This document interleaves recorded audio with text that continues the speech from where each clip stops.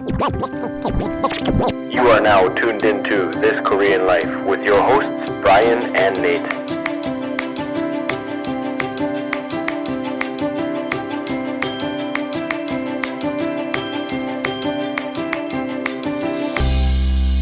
Let us begin. Welcome to another episode of This Korean Life, number 104, featuring Jeff Kung Fu Panda Young.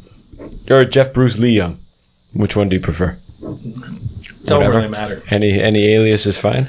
Any alias is all good. With his fourth appearance on This Korean Life. Thank you for coming. Last time we were in here. Welcome. Last time we were in here, I think the room setup was a little different, and you had a different house as well.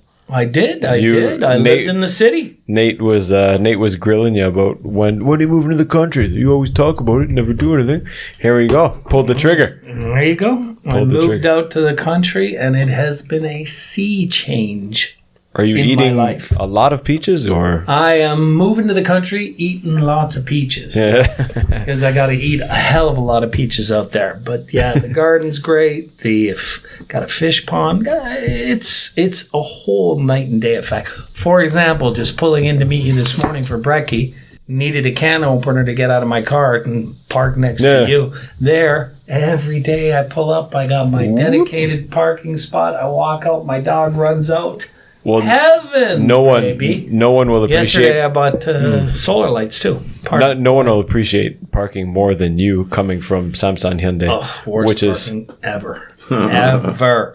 Your building's, well, Nate, your building is a close second. That building's tough. Samsung Hyundai. I said it's the worst, but I can't believe there's not more homicides in exactly. in the basement parking there. Well, then again, you don't have a rule. Like some people got 5 cars in one apartment, right? And they're all registered, right? Sure. How is that possible? Yeah. Right? Like we had 3 people, me, Heej, and the ghost, the brother-in-law, who, since I moved in my house over a year, has not called or visited once. We're still waiting for... What a wonderful person, eh? What does he do now? How would I know? How Where would did he she go? know? I don't know. He's a ghost. Floating. He's in the city somewhere, I guess.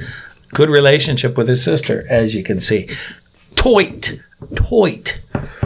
Incredible. Mm-hmm. The audacity of some people. But anyways, that's good, man. And I see... you look a lot happier. I think a lot. It could be just due to the parking, or it could be because of the mountain, the fresh mountain air. But dude, you got it set up out there. Hot tub, beautiful garden, little stream running down the back. Not the sweat running down your back. I mean the stream running down the side of your house there. Nate did most of that. We built a little grotto in there. A little grotto. That's grotto, a nice dipping pool. I was in there 3 times already since I've been back. One for the whole day. Because I'll tell you, Canadian being in there, hot days, cool nights, actually very cool mornings there when I was there.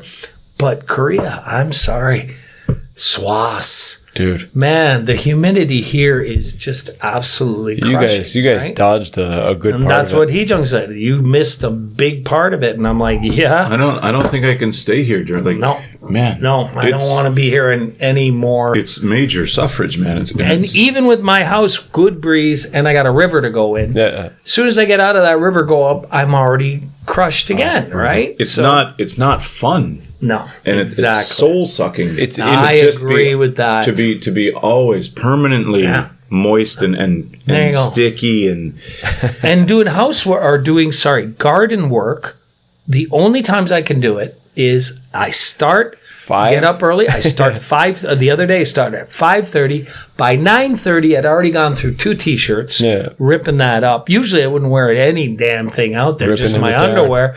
But didn't want the neighbors to go crazy and see the hairy beast there. But by 9:30, 10 o'clock, I got to tap out. And then I start maybe 5:30 again, right? It's 9:30 is even probably late. Yes. Picking peppers for years. I was just crushed. At Mom and Dad's, they're like, you get there at 5, by 8 o'clock already. It's just, as soon as that sun is off the horizon, it's soaking wet out. Yeah, very much so. Mentally, it's tough. Yeah, and that's the running. thing. Like Nate said there, like it's exhausting. You don't want to even attempt things. Like I've got so many things I can do in the house, always in the garden.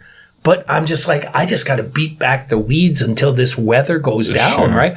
I redid the arbor there. A couple of things during the typhoon. A couple of boards broke.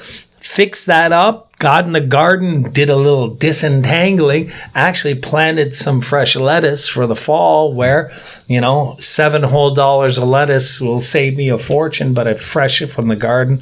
Can't beat it. Those beefsteak tomatoes I got in. I just had a grilled lamb, Swiss cheese, fresh lettuce, and beefsteak tomato. Heavenly. Did you bring any seeds home from Canada? I was attempting to one. When I was in Canada, I was going to bring some seeds and plant some funny plants up in the forest way back. Right? I thought you were talking about those seeds, but other seeds corn, there. Beets. Well, again, I was thinking of doing that, Nate, but right now for the garden, right, I would like to start with kids coming out there and working through the Douce-Amiens, those people out there, and they've got a budget for it. I'd like to make that area up above where it's stepped up, which were original gardens. Yeah. I would like to do that as a planting in the spring and harvesting with the kids, and each one makes their own little garden, makes their garden plaque with it, do a little art aspect of it. And but I'll tell you, after the typhoon and being gone for so long, I swear to God, my garden is hard enough, as you said, with this heat to beat it all back. If you can do it early, get it all ready to go, and then I'd like to plant beets. I'd like to plant sweet corn. That's I'd why corn so and many other things. Corn and sweet potatoes are easy. Yeah, Plant them very much. Leave them for months. My tomatoes, same the thing. sweet potatoes are 5 months. Just leave them and there you go. Come get them in September, October. But that's the thing is lettuce. I could have actually probably done. I'd say it's ripe in a month.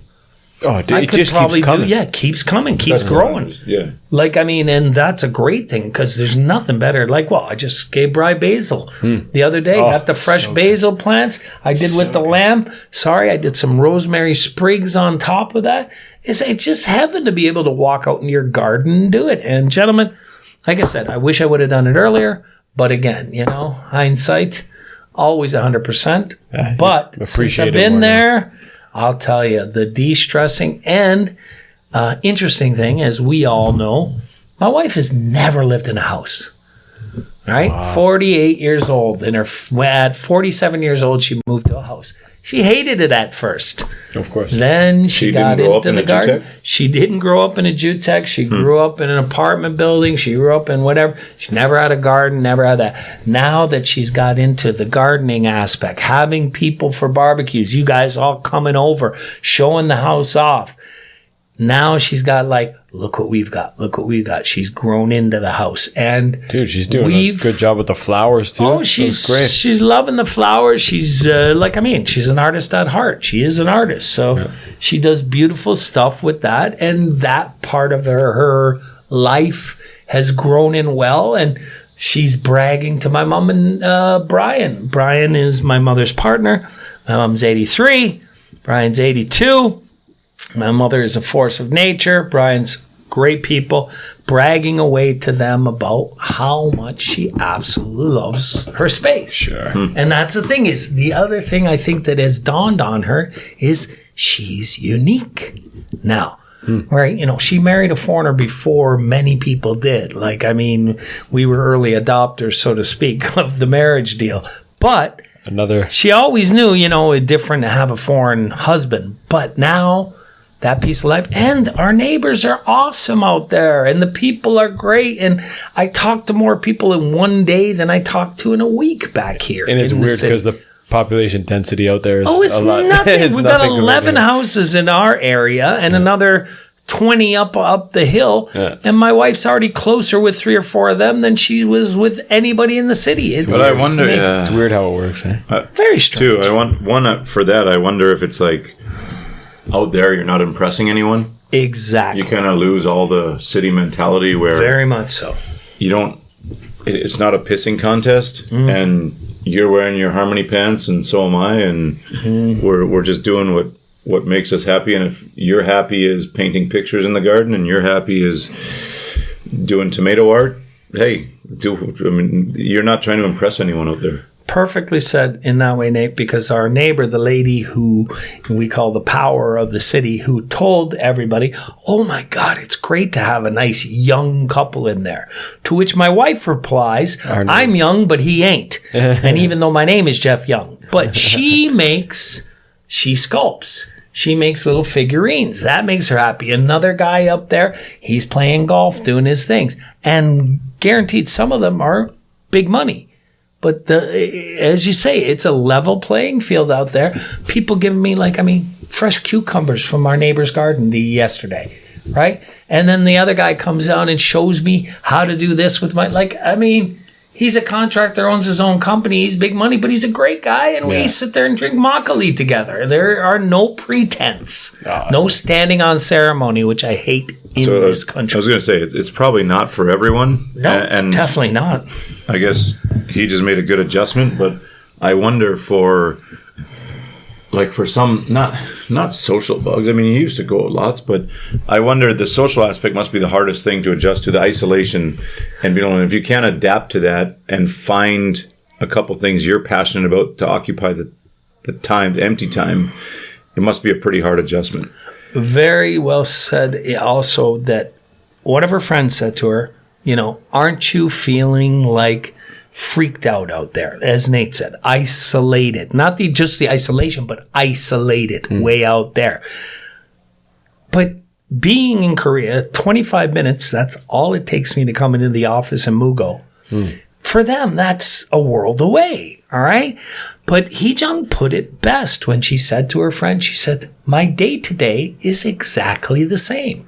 I have internet.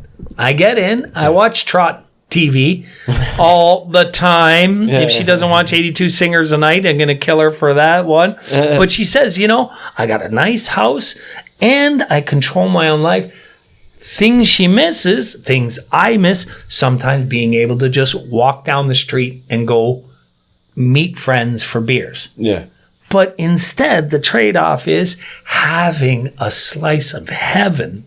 Sure. Where all my friends all the time if you want to come. If you want to, I think a whiskey on the patio, watching the stars or something, or just watching and looking at them, staring at a mountain is. But if you focus on all the bad, like her friends, don't you miss this? Yeah. But that's why a few of the friends, and I won't mention names, who tried to make her feel like that. She's like, no, I'm living a great life here. And actually, one of the most interesting things is my wife and I have rediscovered our bliss together. We work together. I was telling Abri at breakfast. We eat a lot more together. All right. We enjoy our movies together. I have done more bonding with my wife out there in 1 year than we did in the previous 5 to that. Right? But I think that's part of the city life. Like it's more into go. We have to do that thing. When you're out there, there's not a lot of options. It's either enjoy it together or to be really isolated or maybe lonely. I think too, for anyone thinking of moving out there, if you take note of all the things you do now and how often you meet friends and whatnot, I think you'll find that you don't meet friends as often as you'd think, and you're not using whatever convenient amenities are in the city as much as you'd like. Well, that's what I think. When you're out there, you'll just realize that you don't miss it as much as you thought you would, until you get out there and try it and go, maybe I don't miss that stuff at all. I put it best by quoting a Jimmy Buffett song often. Changes in latitude, changes in attitude. Again, as Nate has just said, you've said, Bri, is that if you look at it like, what are you missing? Right? I don't look at it what I'm missing. I'm looking at what I'm gaining. And then, you weigh, for example, as you just said, how often do you meet your friends really and have a good time doing that? Maybe once a week I did. I went out and got drunk, but I didn't feel like I had a purpose to it. Yeah, but even that, now, that went from a crew of 8 or 10 guys over the years down to 2 guys. Yeah. And now it's 1. And Mark, you suck. Like you say, the purpose. What 10 guys out, that's a pretty big social crew and fun. But I'm not saying 2 guys isn't, but it's a lot. Like you say, what is the purpose? And are you missing that? No. I could see if it was 10 guys, we used to do this or that, or go play a league games at the thing. A league of bowling, doing that, and those were the great times. 2 guys sitting at the thing. I mean, even take the golf days when you guys were still golfing 4, 5, 6 guys strong. Right. But I mean that's gone anyways. That left you. So if you don't change, something will change you. Very much so. And I decided I didn't want to make the changes yourself. Do the screen golf, and I wanted to get out. And I don't miss it in the slightest. Mm-hmm. And the great thing is, what you were just saying there, it became after a while, rinse, repeat. Just keep doing it. Why am I going out? Because that's what we do. Just because. I don't need to get away from my house. I much prefer to invite people out. You guys both come out. It's great, just hanging out. Brian came out for a day. Chrissy before when he came to visit us, all right? Yeah. Me and Chris hung out, and I barbecued for him for the day. There's so many things that I enjoy more doing, and I really find I connect more with people. And my wife feels the same way, inviting friends down. Sure. They stay over. And then she says, we quite enjoy just being together out there. We don't feel the stress of, we got to go to another coffee shop. We should be here and we should do that. Sure. No, we're hanging out. Overall, it's been a good thing. Yeah. I thought of, too, even the convenience of having restaurants everywhere. Yeah. I think it seems like some of my students, they eat out so much that it's stressful to find a new place, or it's like they feel like, oh my god, like we ate here already. They're trying to find new places to go and new food to eat, and that's a stress in their life where it should be like, oh, I don't feel like cooking tonight. Like let's go and enjoy a meal, or let's celebrate this or that. But it's when anything becomes stressful in the fact that you've got to look for something just to get. I also think it's the FOMO effect everywhere. Sure. Everybody fears so much of missing out of one thing. We're talking about concentrating on, the 3 of us have been talking about it for a while. Me and Al, other people, about de-stressing, decluttering your life. I have so de-stressed my life. Reduce my bills, reduce my headaches. I get out there, I feel de-stressed. These kids nowadays are looking at, where do I go for a week? What's the best place? What's the in place? Who should I go? Blah, blah, blah, blah. And at the end of the day, I feel that, especially with restaurants, which I do have quite a background in, that it's not about food anymore. Yeah. It's about where you're seen, where you went to. Did you go to the trendy place? Did you go? And now I just want good food. What's that? And that's the thing is, new places that don't have it. Right, and that's the problem. And I think the 3 of us especially know, because we're all very good in the kitchen, all right, and we cook a little too.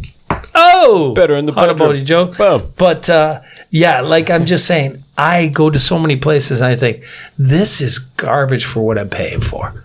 Epicurious? Epicurious is a magazine. It's getting... Isn't that an Epicurean is someone who is... he could also be a gastronomic master. But that comes from Epicurious, which is... old philosopher. Yes, but who loved the grape and loved the food. And his thing was, it doesn't matter what he said. I think he could be enjoying a very simple meal of like bread and cheese, as long as it's with good people. There you go. That's the other thing too, is I've found that I've been cooking so many more interesting things out there. But the other great thing is that when somebody comes over and I'm able to, try something new and barbecue and fresh garden stuff, it does make me feel, wow, man. But also when you simplify and you do the declutter, it gives you more time to do that stuff. You're not rushed to just cook, rushed to do dishes, rush. But after coming out of Central Asia there, I've been trying to declutter the life for a while now. You just accumulate so much crap. You know, That's the best thing of not moving home and getting one of those huge houses is to fill it up with don't shit. fill it up with, one room is Halloween decorations, one room is Christmas, one room is... You don't need all that stuff, man. Just more headaches and more space and more... My mother must have talked about it being in Canada. She's got a gorgeous house. I call it her oasis.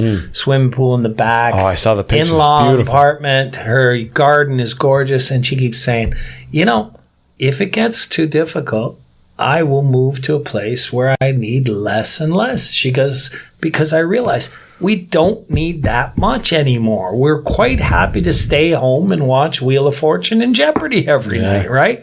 And she's talked about the decluttering. And then I've got a few friends here who they seem to be up cluttering, right? And doing more and getting more things. And I'm just looking out there. I am envious of one thing, gentlemen. My brother has some wicked tools, man. Yeah. Oh, he's got 2 compressors and 2 nail guns. Man, I need a nail gun. What am I going to nail? Probably nothing. Probably nail myself to a wall or nail other people. That's the thing at home, though. But everybody's got a Didn't a huge Russian guy tool nail chest. his ball sack to the road? Oh, I heard something like that. Yeah, he did. For he was doing protest some or something, protest and he nailed Everybody's got a huge tool chest, and they use about a quarter of the tools. Well, my brother just built a beautiful sunroom onto his house. Him and his buddy Sparky, this guy is just, newfie as the day is long. Great people. He built I went out to visit my brother. I was in Canada for 6 weeks this summer. And my brother lives in the Ottawa region. So his buddy, we go out there and he's got his own basically sawmill. And he built the sawmill where he's got his sawmill part. And then we went out there that day and he was building a solar kiln. Yeah, the big thing. That slices long trees. The whole does trees, like he's cutting trees out. The sawmill itself could have been a gorgeous rustic cabin. This guy is that good. Wow. Woodworking, right? And he's got a lady who does board and batten. Inside of that, I was like, I would have a vacation here. It's absolutely gorgeous. Anyway, my brother does use the tools. This Sparky guy, he built his own house, built his own there. And guys, there's another thing. Out there, I built my own fence. I put a patio in. I put this in. They're not gorgeous. They work. I'll get better. But just the fact of doing stuff, getting back. Using your hands. Getting back to basics has made me so incredibly, shall we say, satisfied. Fulfilled, yeah. Satisfied that I can do it. And I'm not talking about what I've done, just the fact that, that was fun. It was an experience. Hey, man, YouTube University. Learn how to do it. Just go to YouTube. It's all good. You said there's other guys that are up cluttering. Mm-hmm. Something popped up on my feed the other day, and it said the 3 stages of life. Wanting stuff, accumulating stuff, and getting rid of stuff. There you go. And I mean, that's what it is. Mm-hmm. You're young, you got no money, you want. Now you got a job, money, you just fucking buy everything. Big time. And then you're getting older, and you're like, what do I got all this stuff for? Just get rid of it all. I think it's comforting for some people to... Very much so. Your stuff, to have what? Your status.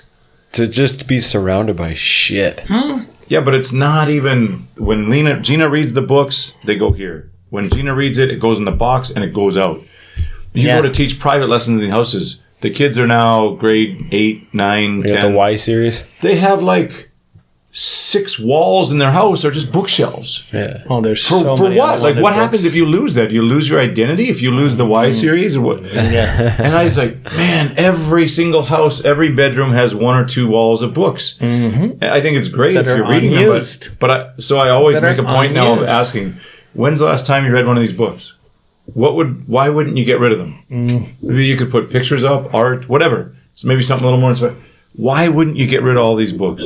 Why don't we just don't? It's just easy to keep them. Start a podcast. Easy. And one of the start a podcast through the book. Well, another thing with books that I've been looking at lately is ever since I bought my Kindle, given my Kindle for a gift, and my sister loved the Kindle. Fantastic, it works. But the other thing is, the only books I'm trying to keep now are hardcovers, and hardcover that I want saw to that. keep to remember You all. got Dune. What's that? Got kept the Dune Dune. hardcover, got Lord of the Rings, want a good set. Want to get all those. But the rest of the books, Nate, I have moved out. Okay, but hold on. My next one. Why keep the hardcover? There you go. Now, I keep the hardcovers of books that I absolutely love and will read again in hardcover. See, you have Lord of the Rings hardcover? Yes, of course. And I've got a couple of books that I absolutely love in hardcover. Lord of the Rings hardcover. I've got Aaron Fairburn, Five Smooth Stones. I was telling your wife. Fantastic book. What else do I got hardcover? I loved Brissinger, maybe it's Christopher Paolini. I That's got that. three. And the other one, Nate, are gifts. I love a good book as a gift. My grandmother gave me Robin Hood Tales when I was in grade 4, and it was all gilded pages, bringing it. And that just brings me back in nostalgia. But I agree with you. Other than that, the books need to be read, man. That's the whole idea of a book. Someone else has Disseminate. one. If you haven't used it in the last 3 months or 6 months, get rid of it. And I came home from the trip there. We had a bit of a disaster with the fridge. Jesus, that's brutal. But I said, like, you can bitch and whine about it, or you can just try and take a bite. I said, listen, this is just a Push it out the front window. This is just a restart, man. And talk about declutter. Like, it just accumulates, right? Like, we got stuff from mom in there from 2-3 years ago, like some whatever flour powder or something to make teas, and kadu. Where you just lots of different kadus, store it in them, but like 3 bags of pepper flakes. And I was like, I don't know. I try and use them, but I just don't use that much pepper flakes. I just going through my cupboards. And going through that thing, and now we got it, brother. And there's going to be a huge conscious effort not to fill the fridge with stuff. And I was like, the fridge is the size of my car. Like, why is it full of stuff? Like, how much can you eat? Exactly. When I had to bring all that shit down to the recycling, and it took me like 10 trips of Costco bags, there you go, bringing all the stuff, stinky, gross stuff down. How is there so much stuff in this bloody thing? And how much do we need? I decluttered my fridge before I went away. I went through the freezer and the fridge, Jeffy, and like you said, so did we. Yeah, there you so go. did we. But the freezer has X amount of stuff, and the fridge was pretty empty. But man, I'm blaming it all on my wife. I say that's blame it all on your wife too. My other decluttering one is my problem is clothes. I think I need this shirt because when I go to the farm, I need a dirty shirt. But you don't need 9 dirty shirts. Or 10 or 12. You just need 1 or 2. Now I got gardening shirts, and mine is you're so correct. Mine is throwing out, like, okay, I got work clothes. 3 shirts, and I have 3 pairs. My work clothes and my relaxed clothes are kind of the same usually.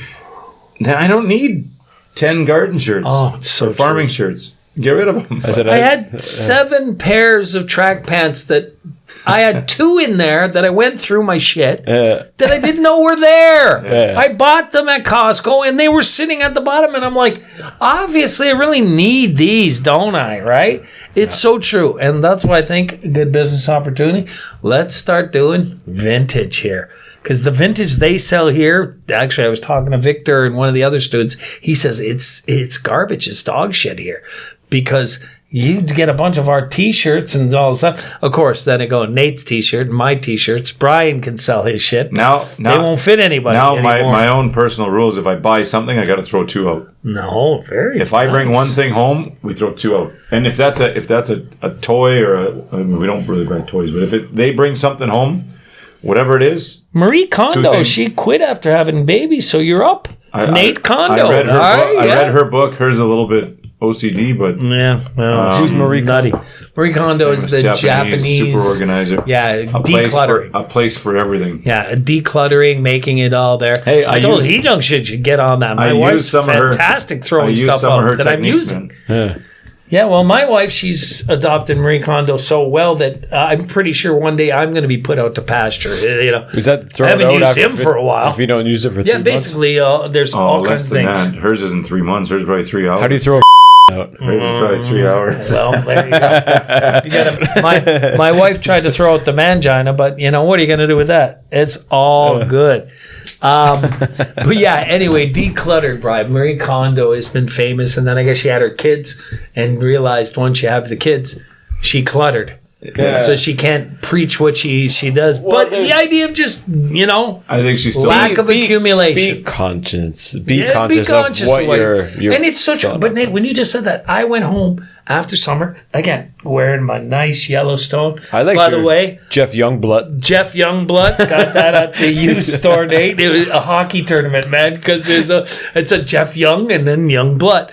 But again, I bought a bunch of stuff, and then I came back home, and I'm like, son of a bitch, there's so much I just don't wear. Yeah. Like Nate says, I can even name my shirts. And you don't, like, Outside. how often do you go out? No, and wear them. Maybe like, I go out once a month. Like, I don't even, that's what I said. Like, I don't wear jeans and t-shirts. So I haven't worn jeans in years. I have work clothes, and Years. I come home and it's shorts. That's There it. you go. And Exactly the same. I don't really need anything else. The one thing I was very proud of buying, I bought a Levi's jean jacket or a corduroy jacket that is perfect because it's not too thick, not too thin, perfect for the weather we get here. It's like November. There you go. That basically Canada November jacket, Yeah. not Canada deadly winter jacket. But yeah, but you're right. There's so much crap that I have. Like my wife, she needs to just get rid of so many of her clothes that she just doesn't wear. Me, I know what I'm going to wear and do those things, but there's so many things, like you said, go through I'm never going to wear those shorts again. I haven't worn them in 5 years. You think it's going to come back? Adopted the Steve Jobs style and some of those other guys, don't waste your brain power thinking of what you're going to wear in the morning.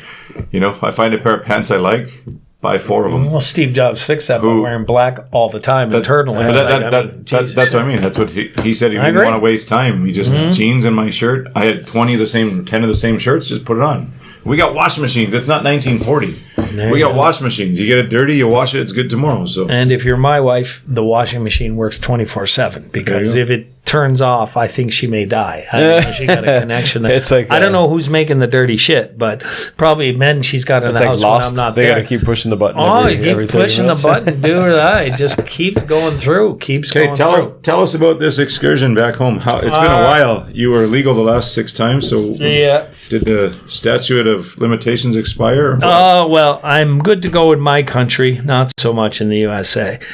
Just overview. My this summer hadn't been home back for a while, so needed to go see mom and the family. A while's what, 5 years? 5+, yeah. So 5+. We were again the classic COVID story, right? My mom's 80th. We were going to have the big party for it, and it was coming that summer. And we just started making plans, getting the tickets, and then ba-boom. And then we didn't want to go back last summer because we heard cancellations are coming up the ass. Not everybody's up to speed. Even the stress of coming back home. Yeah. Nate was talking about getting tests 2 minutes before. Yeah, well, exactly. All the testing and all the garbage and what have you. So this year we decided we booked early. Might be coming back. What's that? Oh, yeah. Well, testing and masks. Biden just said not in the next 2 weeks. Biden just said he's doing recommended vaccinations for the whole country. There you go. Shit. Well, my mom's got 5. 5 what? Vaccinations. 5? She's getting her 6. Is she going for a record? I think so. It's just a no, flu, the old it's a flu people. shot now. It's a flu shot. That's what she says. She said, "Why wouldn't I? Why wouldn't I? It's helped so far. Why I didn't know wouldn't you're I?" allowed to get that. No, we can go and get our next one if we want, right? You can go to the local GU office and get your next one. Anyway, decided to go. We made the first of all, don't fly Air Canada or anything into Toronto. Damn it. It was so damn expensive comparatively. So we got a great deal. $2.3 million for both of us. Upgraded tickets, so extra luggage on the way back. All right, we flew to New York City. What airline? Via Hong Kong on Cathay Pacific.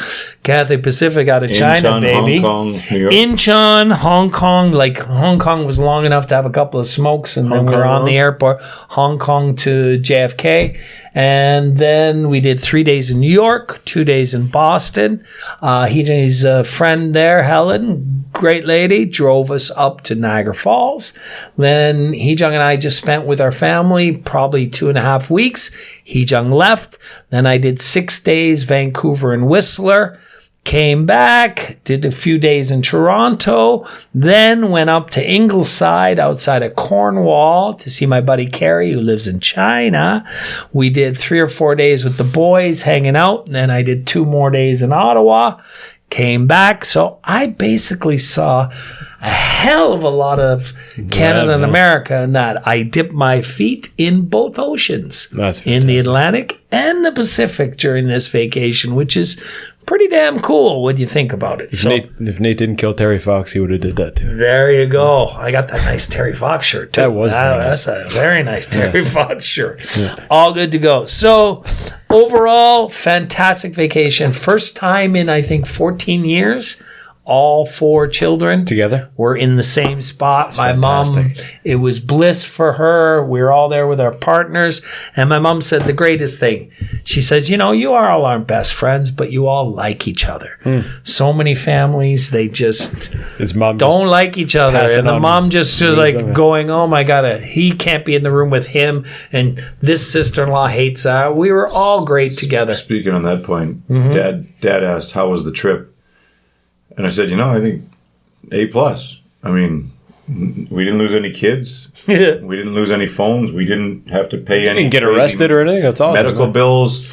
No, I didn't get arrested either. And I think these days, most families probably can't live together 24 hours for 5 weeks together. No. Like most people would throw a kid or a husband or a wife out, and there'd be a few major blow-ups. And trip, sure. I said, just in this day and age, being able to spend literally 24 hours a day with my family for that long, I think is a huge accomplishment. Sure. Well done. And it wasn't even, I don't think that wasn't even the challenging parts were the toilets and everything else. But so I said, I think it's great. Now, like I say, we'll go home next summer and we're the same thing. Everyone will be together. Mom and Dad's 50th. Right. But it'll probably be more challenging than what I just did there. Well, you're just with your family, corralling them. Getting all the families together can always say. But like you say, bringing all the different spouses together and stuff, and the siblings and stuff has changed. I mean, it's different, man. So. And for us, like I say, the 4 of us, we still get along well. My sister's an aberration, but we put up with her, and we get along great. The spouses all get along well. Very amazed to see. My sister's husband, he's 6'6", a good 320 pounds, with my wife, who is 5'3", whatever you want to say, kilos, 51 kilos, 110 pounds maximum.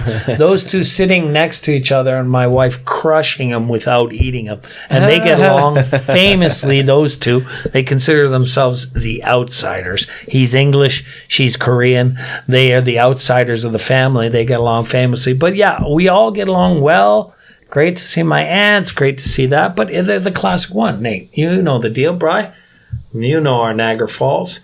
My cousins, let's just say Italians, 4 of them in the city, and at any given time, they cannot sit in the same room together. They're just, my aunt hates one thing, and this cousin hates that cousin. Not one of them showed up at our house. At my mom's house for seeing me and coming back. I haven't seen them in X amount of years. Don't miss them in the slightest because they just bring drama. But then there's my younger aunt, her son and her daughter, and we all talked on WhatsApp, and we were all meeting and hanging out. So seeing the people, my buddy out in Vancouver got $100 million IPO coming, right? He's doing fantastic. Buddies in Whistler. Sister living with her best friend up in Toronto, 2 blocks from Drake's house, off the bridle path. Money, money, money. My buddy from from China, Carrie, good friend of ours, running a great school up in China. His mom just passed. It's a shame that we all met, but all the boys showed up. Mikey, Troy, all these guys from back Korea in the day. And it's something interesting, gentlemen, that I noticed about the phenomena. I used to bother the shit out of those guys and say, you go back to Canada, why do you guys hang out together? But Share a bond. the longer I was in Canada and talking to people, you got friends like, so what have you been doing? What do you mean, what have I been doing? Yeah. I've lived in Korea for 27 fucking years, you assholes. Like, I've got a ton of things that have happened. What are you doing? Oh, I was at so-and-so. Do you know? Again, if they're all positive and their lives are good, but I found that it was really hard to share with people who had no global viewpoint. That's my hardest problem going home. That's the Right? reverse culture shock. There, again, It's whatever lip you want to say. It's lip service. Yes. You know, what's it like over there? You want to know? I'll tell you for 6 days. There you go. You just want to ask the question, then talk about the bills or whatever. Whatever, else. exactly. There are though, and I got a great buddy, Peter Lestrade. No, I would be drawn to. I think that's natural. That's why the Koreans are drawn to the Koreans. That's why South Africans are drawn to South Africans here. I agree. Canadians, I agree. everything. But again, I just think Brian and I talked about that with Julia. Questing minds, like people who want to know. I want to know your experiences. Share with me your life. If you're from here, you're from there. I'm sorry. My family is always that. My mom and dad stressed. Jeffy. God love them. The travel is the best classroom. I was up 6:30, 7:30 most days, and I'd be down having breakfast, and I talked to 25 people already before. There you and go. then get up, or I would say, hey, like breakfast is done. 2 hours later, I said, breakfast is done. Are you guys coming? Like, come down and eat. And they come down. I'm talking to the Italians here, the French guys here, the local, there's Uzbeks or Russians here. I got 20 new buddies before breakfast is done, man. You know, and Brian and I were talking about it, and my mom laughed because she said, you guys know I'm basically a shy person. Yeah. I've been trying to come out of my shell for a long time, but my mother just laughing at me. I met so many fantastic people across the globe. Sorry, I wasn't across the globe. They were from across the globe. And she saw on one of the talk shows, I think it was, what was the girl in E.T.? My brain's flipping out. Little girl. Drew Barrymore. Just about how... Entertainment Tonight. No, Drew Barrymore's got a talk show, I think. Does she? You two would E.T.? know. Do you mean the movie E.T.? No. She was in E.T. the movie. Yeah, Drew Barrymore I played don't the know. little girl. Oh. Go back and watch it. Way back. Henry Thomas, Drew Barrymore. I'm trying to think who was the mother. Can't think that now. Anyhow, she had a thing, and she said on her talk show that the happiest people in the world are people who will talk to random strangers. And on the Sent you that article yesterday. you just see did, that? Yeah. and on the obverse side of the coin, And Dennis yesterday said, the thing about old people dying, and I said, no, it's one of the biggest causes of death back home is loneliness and not being connected to anyone. there you go. And interesting thing, an aside, my mother, as I said, force of nature, 83 years old. Last thing I hung out with her did on the Friday before I came back, we delivered Meals on Wheels. Beautiful. And my mother went in and she's like, I'm going to spend a few minutes. Mom, I'll go out and have a smoke. You go and connect with the people. Sweet. Connecting with people at her age, just making sure they got, and she says, knock on wood, her and Brian, fantastic. They fight, they do, but they've got each other. And thank God for those two having that. But my mom, I think it's the familial thing that we all do it.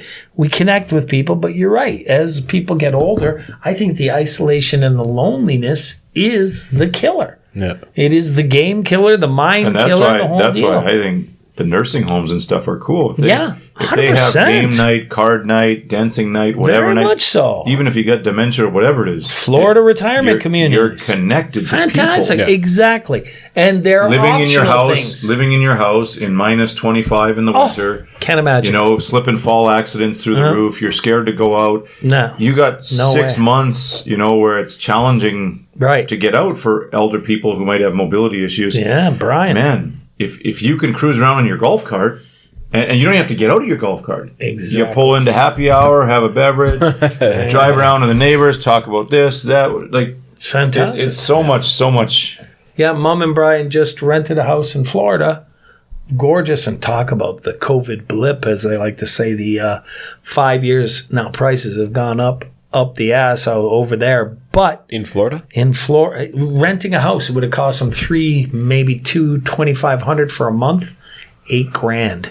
And this wasn't the best house. $8,000 for a month. Now, swimming pool, and they're in Florida on the intercoastal. I couldn't even tell. Jupiter, maybe? Jupiter, Florida? Yeah. Anyway, good area, beautiful house, 3 bedrooms. We're even thinking of going to visit them. But they're like, we got to get out. We got to have that. We can't stand this, Canada. And my mom and Bri, they're travelers. They can't, they're not as mobile now. But like Nate says, get a golf cart. Do the deal. It's another thing I realized kind of getting older. They should move down there. When you're young, you're just oblivious to it all. But that seasonal depressional disorder. Oh, sad. If you're 65 with a sore hip or 80 with a bad knee, man, it wears on you, man. The sun coming up at 9:30, going down at 4. Whew, with the cold, with not going out. Like mom and dad have people over for dinner regularly and stuff, but still, that's not that much connection over the course of a long winter. Like, man. And like, what are the hobbies? If you can't curl anymore and you're not out riding snow machines at 80, so what? No. Like, what are your social activities at that age? And casino. Yeah. My mom and Brian love the casino, and they say they can get out. He presses buttons in there. She can smoke over there. By the way, the U.S. casino, because Canadian casinos, because of that communist country, they don't give the bonus things. I'm sorry, the U.S. casino, every week they give her $100, both of them, $100 meal voucher. They get free rooms twice a month.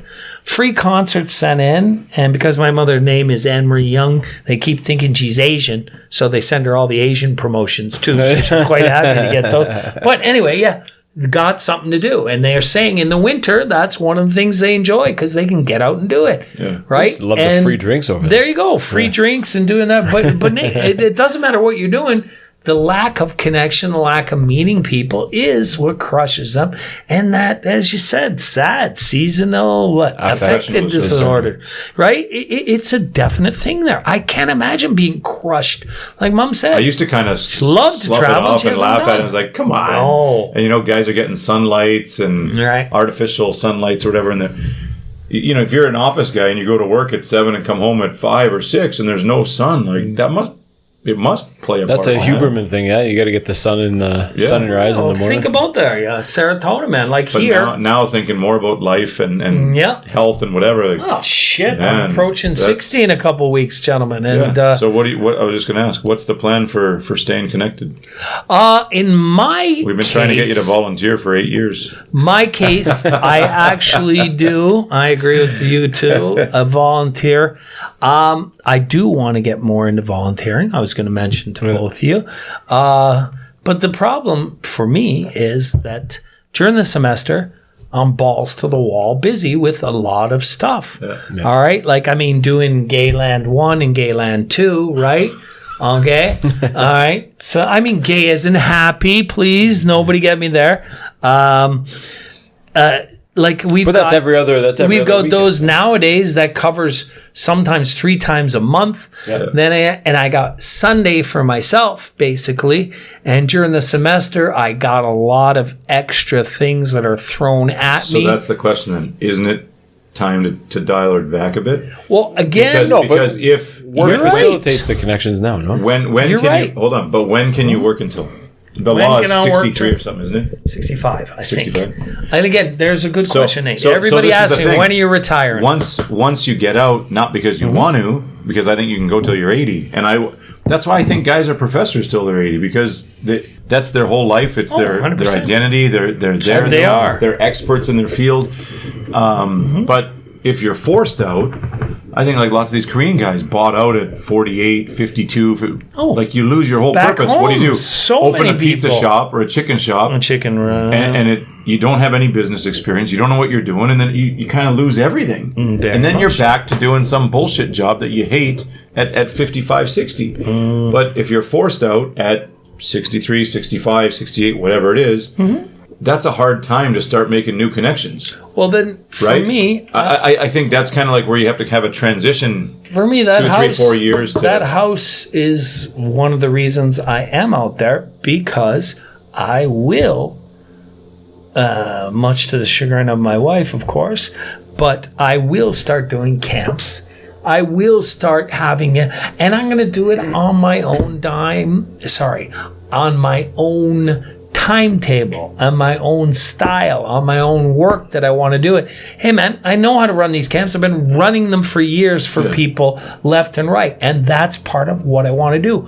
But right now, as for dialing it back, think about it. I had more privates than anybody. Right? I ran full-on privates. I was the first one to do 7 years of just privates. I got one private on my Friday of 4 great ladies who I absolutely love. They're just like, I mean, it's not even a class of English. It's just gossip and updating and hanging. They're just wonderful people. And I really... the best ones. No, exactly. They are the best ones. Those guys are fantastic, and they're more friends, and we hang out. I sometimes feel bad getting paid for it. Still want to get paid for it, though. You know. But again, people ask me, Nate. Everybody asking me as you go back. You watch, Brian, when you're getting back there. Everyone talking about... I saw so many people retire without a raison d'etre. All right? They had no reason for being, like I said, I won't mention, but somebody in my family hanging out with my mother's boyfriend. He's got a perfect life. He's got golf 3 times a week, and he's got mobility issues, but he gets out there. Golf 3 times a week. He meets with his buddies twice a week doing that. My mom is happy to stay home, cook when she can, meet people when she does, meets her sisters, we hang out. They have got it dialed in, man. Good pensions for both of them. You got to find what works for you. You got to find the balance, right? Yeah. And for me, right now, the good balance is the fact that 15 weeks, I work hard, right? I do, want to... 12. 15 with some breaks, 10, 9, maybe, if we can work it good. And I have dialed a lot of it back. And one of the things you're talking about, connection. My wife is an interesting person because we're so opposite. She's quite content alone, doing her own little things. She doesn't need the social connect. When she does, she goes out to Daegu and meets a friend, goes to Busan, goes into the city and hangs out with friends there, right? For me, one of the reasons I absolutely love teaching, you might have heard, you might have realized, I am a talkaholic. I have no problem with that. I love meeting new people, and more than anything, my job is about the connection with the kids. That's where Brian's got to level up his talkaholic if he's coming to work. You got to level up your talkaholic level there. Yeah, if you come at the college, we'll get you in, but you got to talk a lot more. You got to battle with me and Jeff on the loudspeakers. They allowed us. Not joking. At the college, if Nate's on one floor, they're like, oh, Nate's on that floor, we put Jeff on the other floor. They divide us by floors. Now they're even dividing me by buildings. They're like throwing me in another building because nobody else can hear me. I remember, dude, just being at dinner. I think it was you two and Al and Mark, and we were eating clams one time. And I just kind of stepped back and I was like, these are the 4 fucking loudest people I've ever heard in my life. It like the whole restaurant was just in the in the auditory shadow. The auditory umbrella covering, and they're just trying to bounce off our force field. Getaway going out there. Yeah, I was gonna say, I think for us, like someone asked me, what about retirement? I have no plans to retire. Again, what is retirement? That's the thing. My retirement might be driving a Zamboni in small town Canada. I don't know. Very much. Or here. Might be driving the Zamboni here or starting a hockey team. I just know I will never be spending 6 months a year in snow. Just saying. The heat's bad enough, but the snow is awesome when you're young. Right? Like you don't even think. Yeah, because you don't have to shovel it before you go to work. Once you get older, my opinion is, who would choose to live in Winnipeg, Manitoba?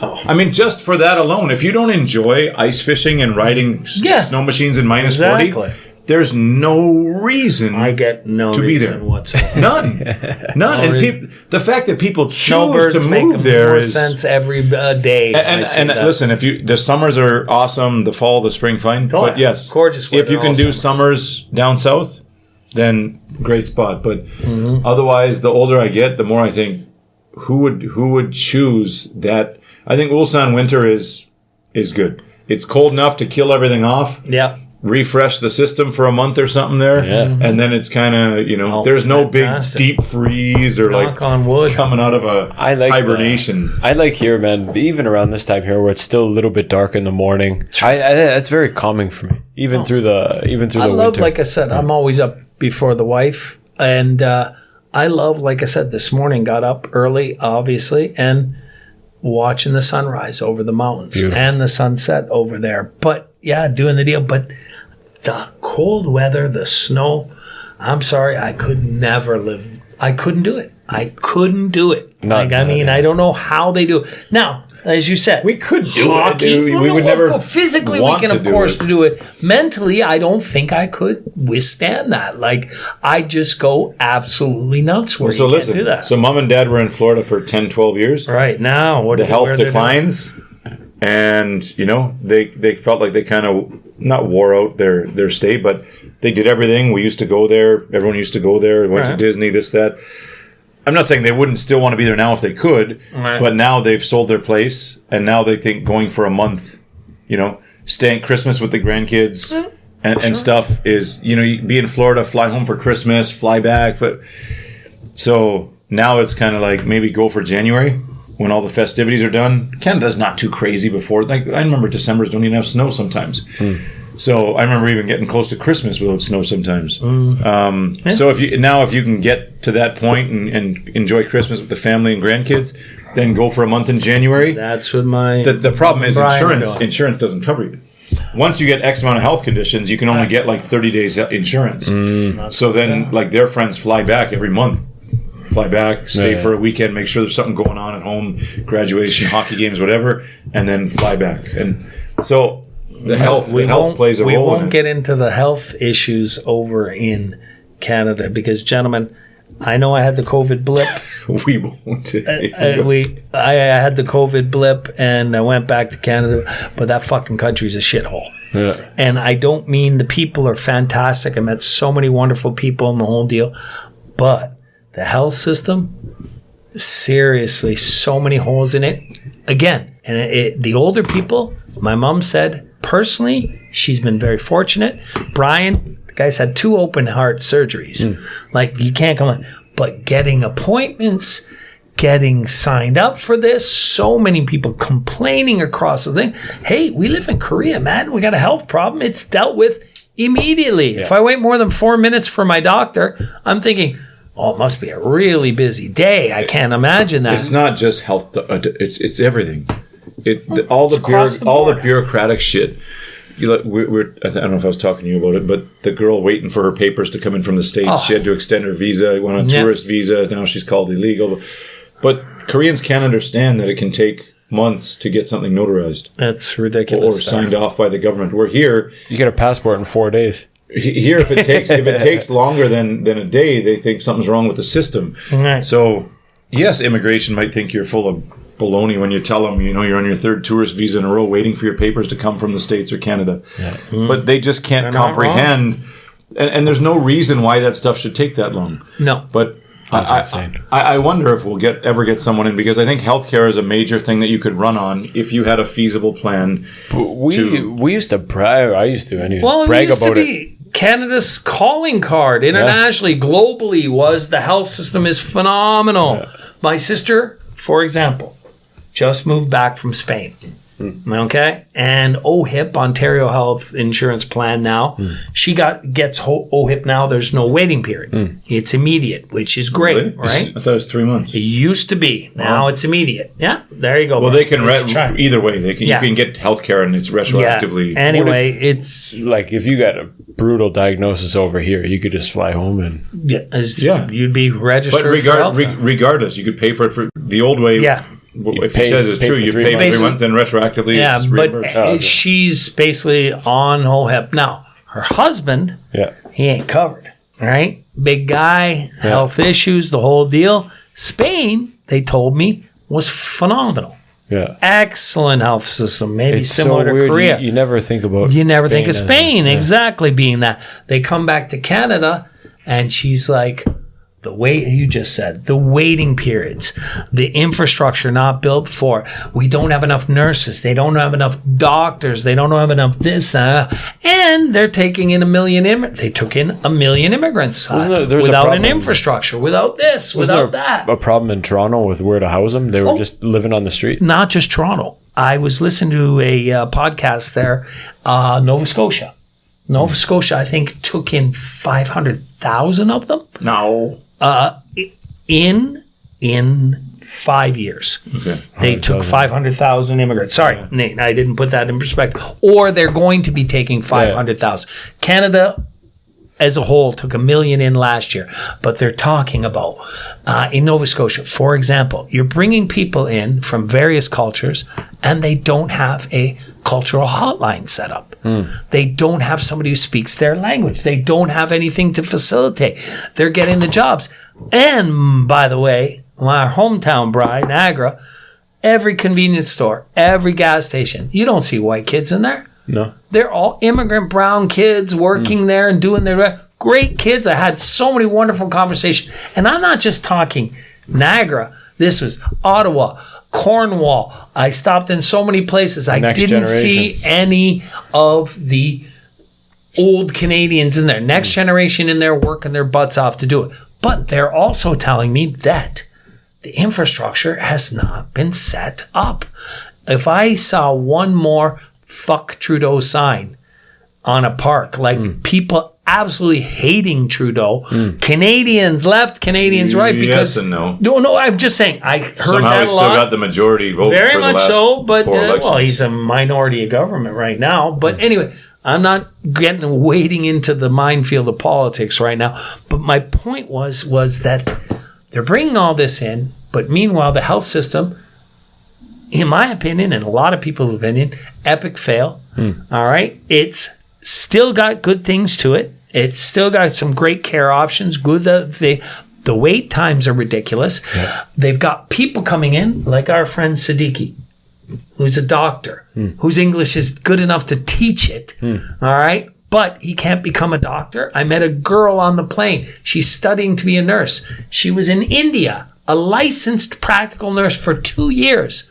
But she has to come to Canada and take a year. Her English was excellent. Yeah, but it's not that. That's why they take the Filipinos. Right. Because they've made a program in the Philippines that matches the Canadian system. Whatever. Well, so they got to change the damn system. But my point being, Nate, overall, they've created this system itself, brought the immigrants. I'm so glad we're an open country, Canada. I love the diversity of it. I love talking to people from all over and finding out their stories. But we need a softer landing for when they come. So much. Everybody said housing. My brother lives in Russell. Russell's, excuse me, outside of Ottawa. Russell and a rumble. Russell and a rumble. And he lives outside of Ottawa, and he's saying in Russell alone, they've already did 700 new houses there, 800 coming.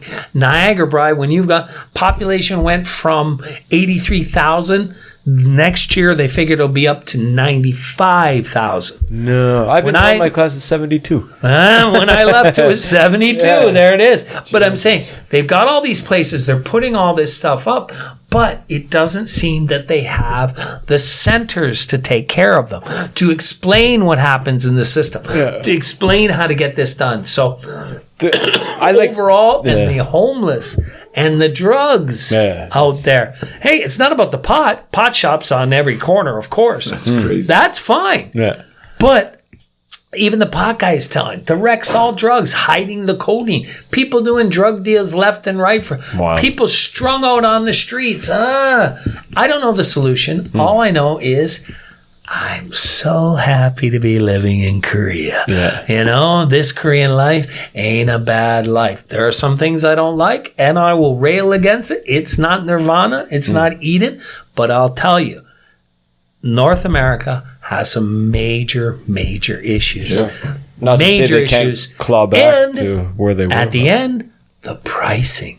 But the scary part is that it seems pricing, like they're not being ridiculous. addressed. No, that's what everybody's complaining about there. The opioid pandemic. Not happening. That's why I said if somebody can... Sacklers paid $7 billion to What's that? The Sackler family. Oh boy! If somebody can put together they'll be lynched. a plan to upend the health system and come up with a feasible Feasible. plan, That's the key. Feasible and affordable. Can be done.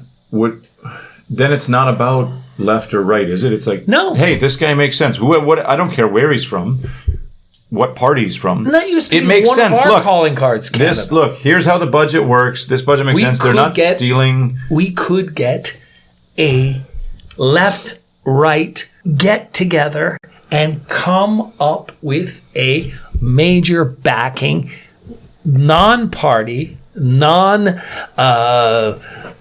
divided lines, all right, for the good of the people. And it used to be that way, and I still think it can be that way in Canada, but that's what I mean. seems to have the solution. And we've come to this part where it's more like America, where the left's in, hate the left, the right's in, hate the right, and it's just whatever.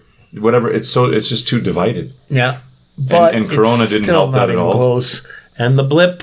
And the Ontario things. population is just too big. It doesn't balance the country at all. There you go. It just separates. Is it good that we're taking in lots of immigrants? Or I mean, taking them in is great if you made the best line about it.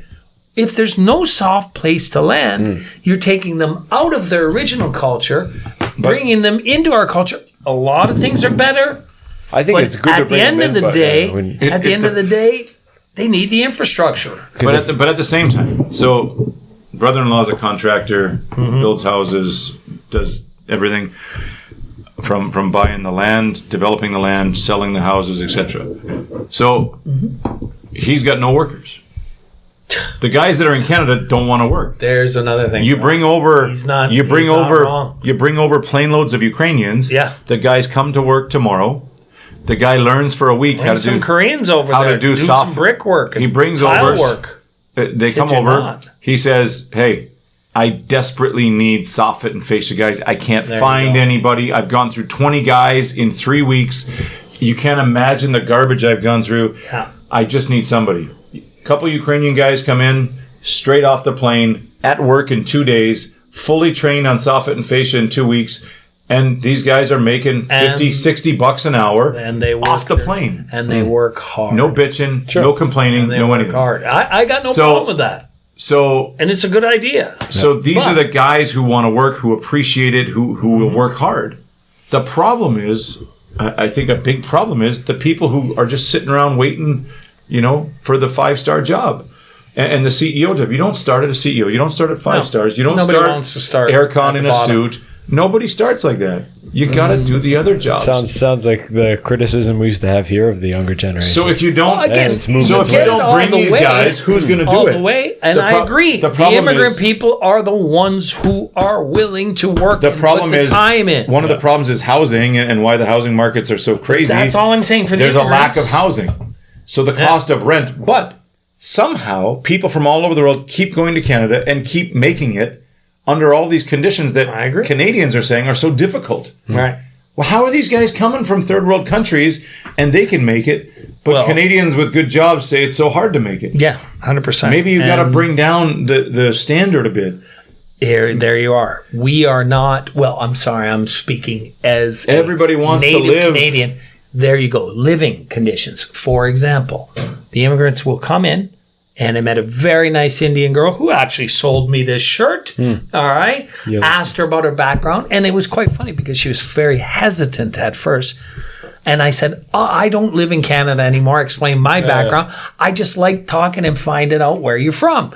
And I remember her name was Hulan, right? A very strange name, I said. And she was Punjabi. And she said, when we come over here, right, I live in a house. There's 4 families in that house. All right. That's how you get to the next generation. That's how. Yeah. And she said what my uncle did is he bought the first house. He got 4 families in with uncles, cousins doing the deal, right?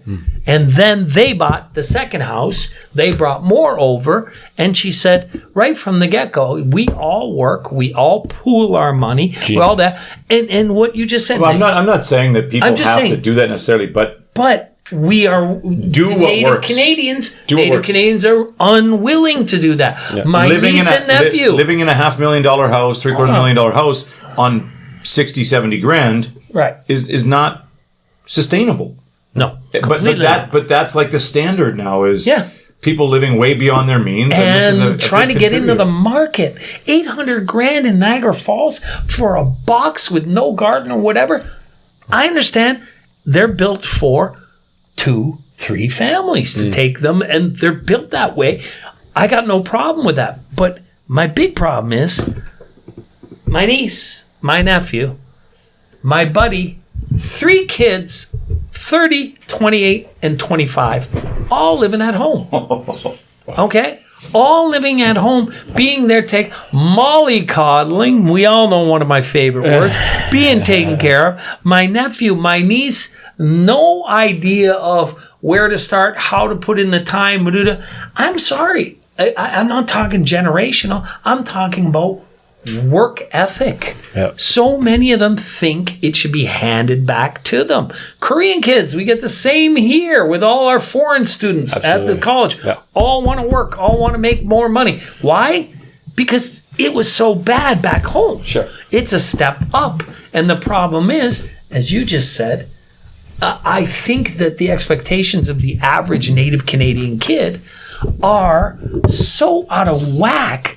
As you said, $70,000 a year. But there's no starter. Can't afford it. There's no starter homes anymore. Well, that's the thing. These are the exact homes are 1,500 square feet. These are the exact criticisms we said 10 years ago about Koreans, and it's spreading it back home. That's the exact same thing. You want to start at middle management. Yeah. You want to hit a home run on your first house. And I know it's always a what do you say, never-ending cycle. Yeah. All right. It's our dad. Well, back then, you guys are young, but my dad said, I used to walk 5 miles in the snow to get to where, uphill to get to where, then I did this and I did that. I got it. But Dad, you instilled in me the work ethic. I traveled across the world to work. Sure. All right. But I look at some of these people and Nate's saying the same thing where they're expecting good jobs and and then, like Nate said, I met 2 different contractors, brother. All right. You're talking about brother-in-law? Is that it? Yeah. And 2 of them said, we cannot find the workers. So we're taking you got a double problem. You're bringing in the immigrants. Right. But they need housing. But there's not enough housing. The prices are getting driven up for local Canadians. And the immigrants don't have a problem because they can live 2 families in a house. That's what they've done. For them, that's an upgrade. Yeah, absolutely. Really? So now for the average Canadian family that has to pay double in rent or, an extra $150,000 to buy a house, it's a problem. And guys are going into, you end up in New Zealand with the 80-year mortgages. Yeah. There you go. Like, where's it going? There's no end in sight. So can you slow down the immigration? Then who's going to do all the jobs? Right. Because I think there's a lot of people that don't want to work, aren't working. I don't know. No, the price. But even Dad said, how can there be nobody working? Like, what are the people doing? What happened? Yeah, it's wild. And is everybody a YouTuber? I don't know. Yeah, there you go. Everybody wants to make it in that way. Well, Jesus, my niece's boyfriend. Oh, I'm thinking of starting a tempeh store. Do you know what tempeh is? Tempeh is basically a soy hardened, vegan thing. It's absolutely tastes like bad bark. And listen, absolutely disgusting.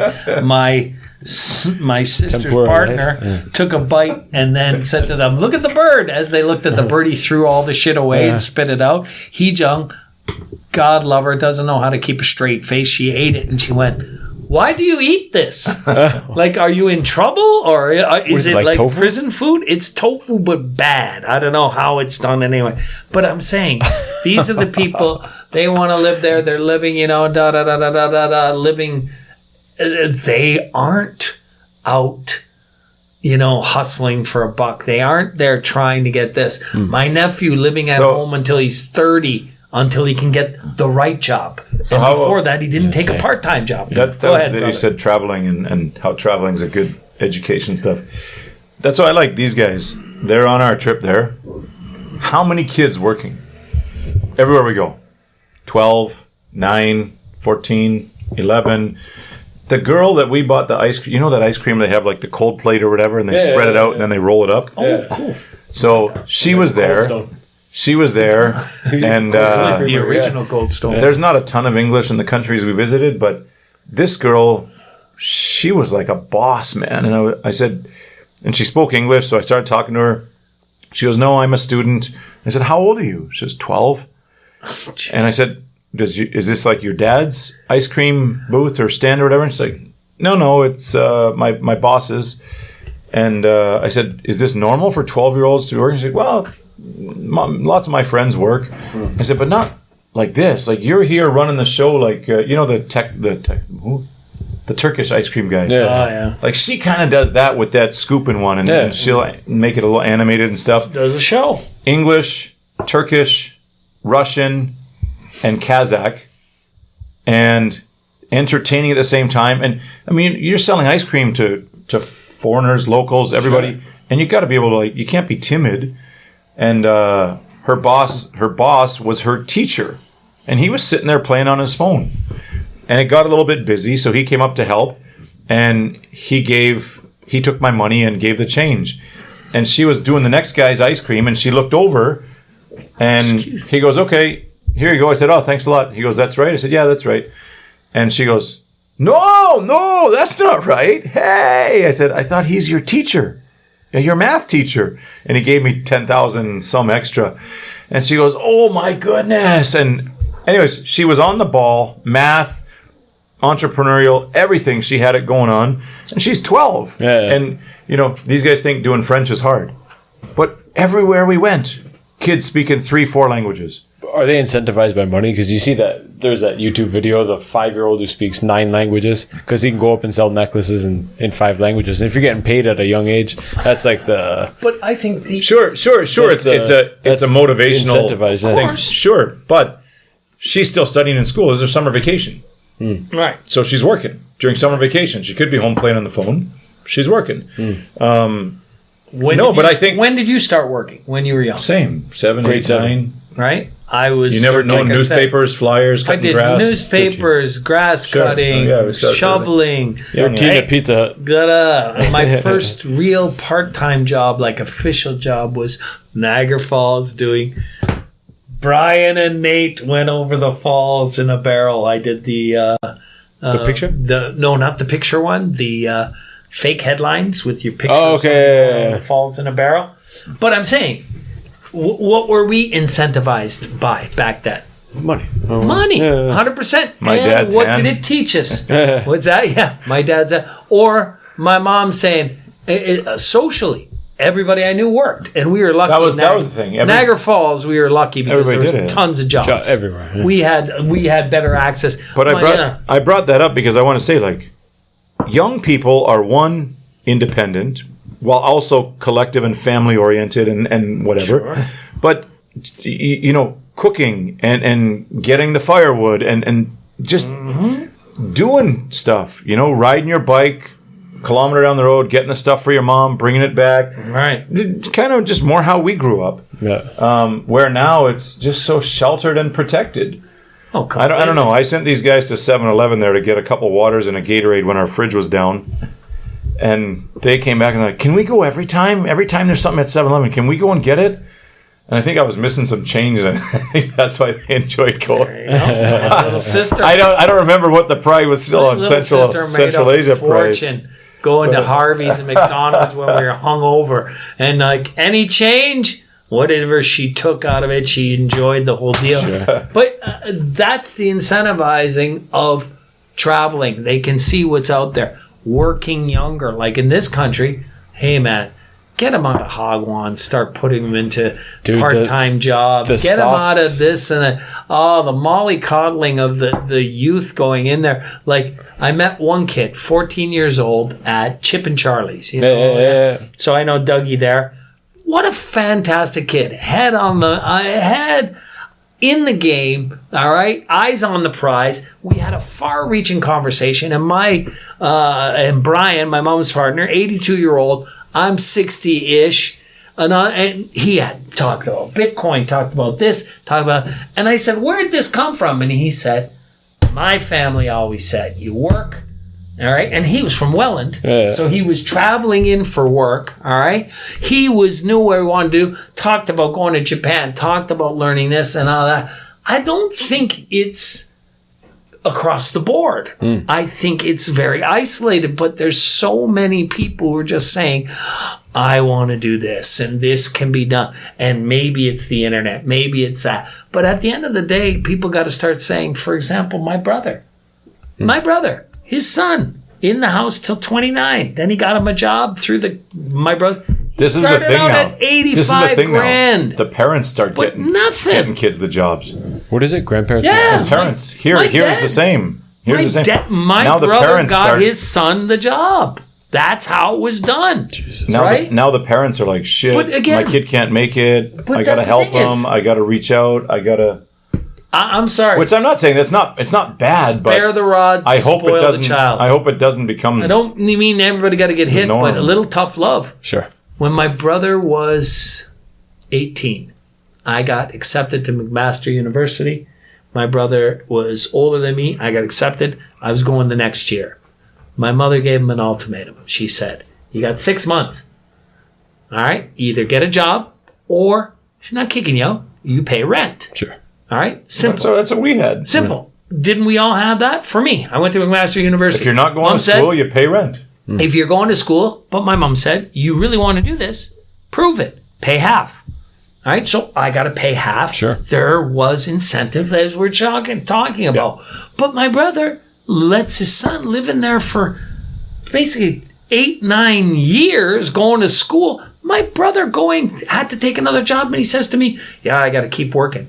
He should be retired with a government pension way before. Whoa. But putting his daughter through a master's program, and don't even get me started on master's programs, even though you two got them. But University so many of them are ridiculous, and they're not learning shit when they could be in there getting real skills and learning practical shit. I said before, I don't think my master's would have done anything unless I had 15 years experience of teaching. Oh, very much. There's nothing to reflect but that's the thing is somebody's got a master's and no experience. Yeah. How do they apply that shit in?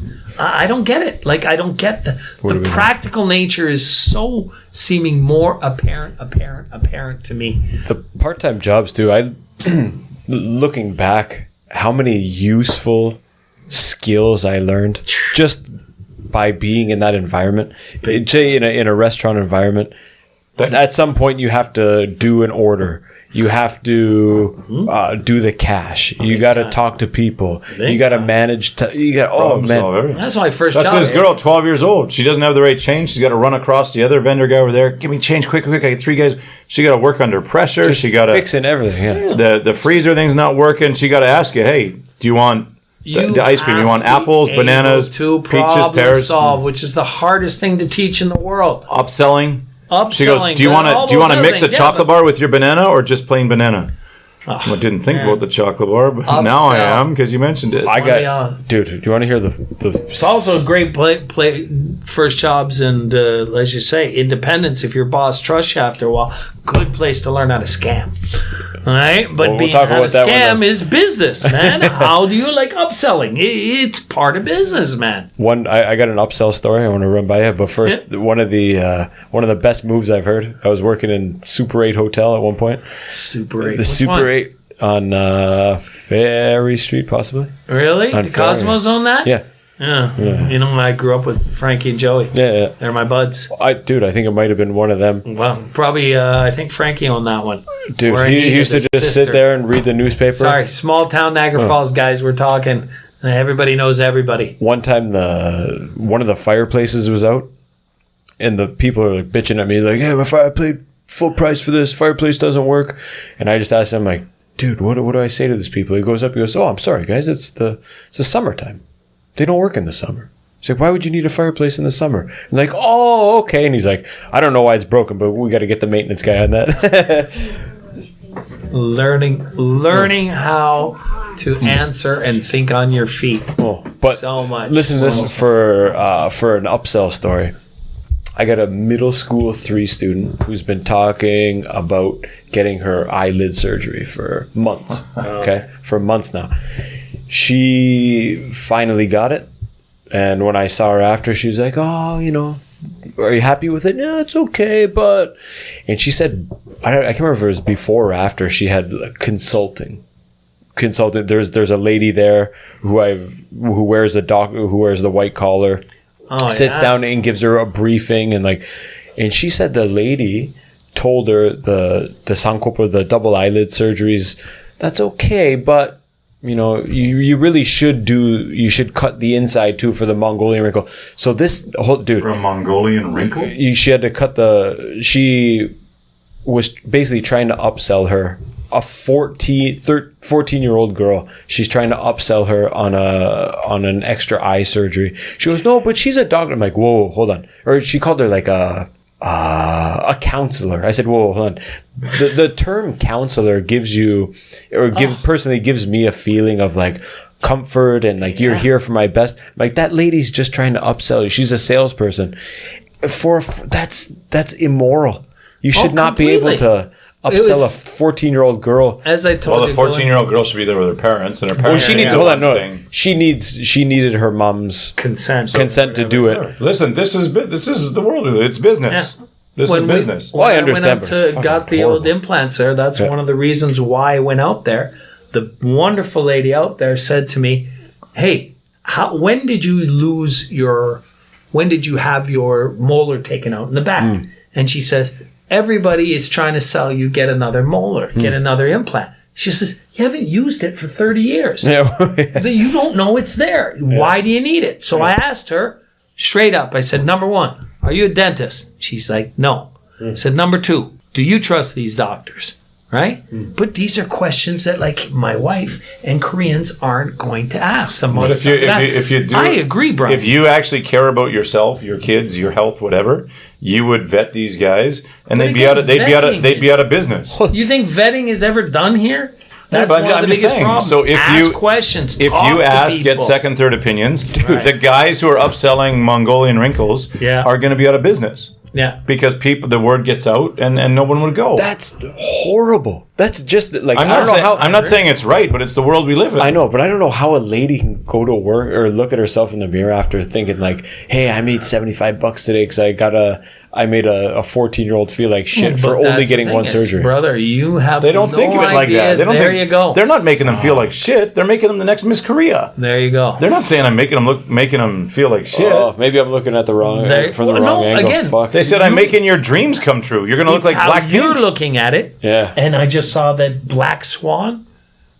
There's a new K-pop group that have no Korean members. All over the news. Yeah. Right? And they're doing this and trying to sing, but we're, singing in Korean and we're doing all that. And one of the guys goes, "Well, they haven't gone through the K-pop training program where 5 or 6 years of living hell," right? Yeah. So the person who's charging them, making all that money, says this is the way. These guys coming in, they do a different and they're already choked, popular, and these other. Well, I guess we didn't have to do it that way. What is it morally reprehensible by the guy training them, who's just training the program, or is it morally reprehensible from those silly damn people and their parents who never went, "Why do we do this? What's going on here?" Like, I mean, education, how many times have we said, when do they ever ask why? Why are we studying that? The worst word you can ever say to a Korean here.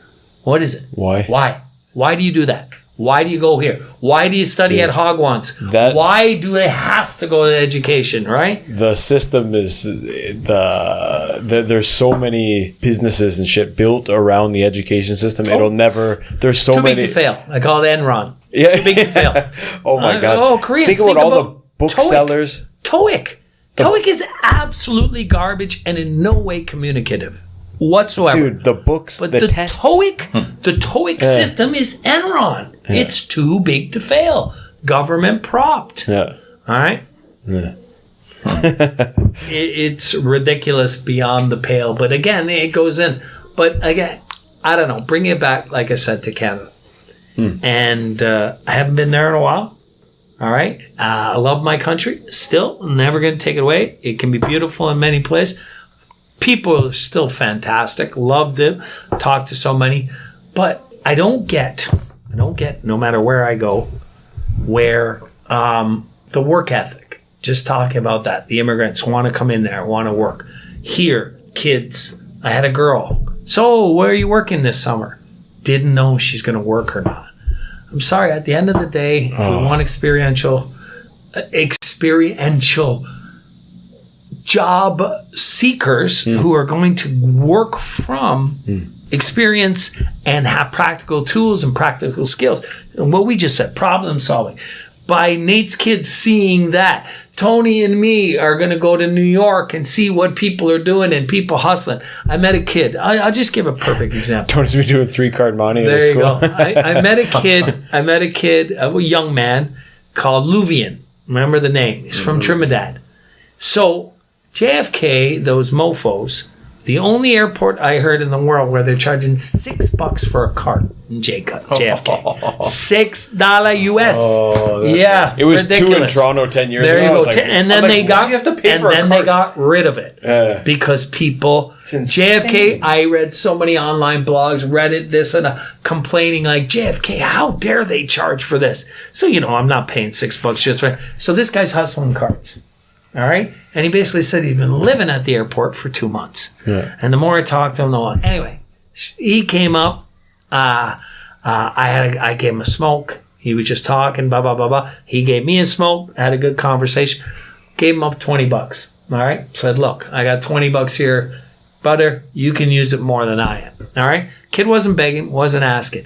But this kid's working his butt off. And he says, I want to get back to Trinidad and go visit my family, and I got to work my way through it, right?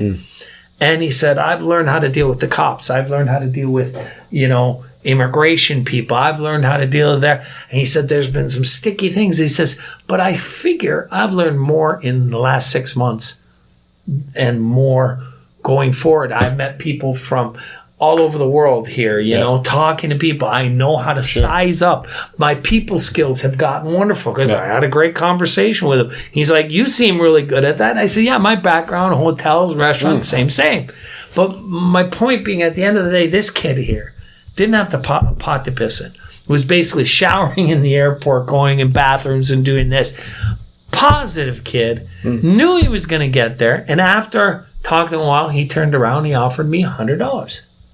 I thought, is this one of those TV shows where I did a nice thing to pay it for? I said, you give me $100, I'm going to give it to some kid like you again. Right? Anyway, you gave him $20? I gave him $20 and then, he offered me. Pulled out a roll of money. I said, this is your... He said, I just wanted to let you know that good people deserve to be... And I looked at this kid. This kid living...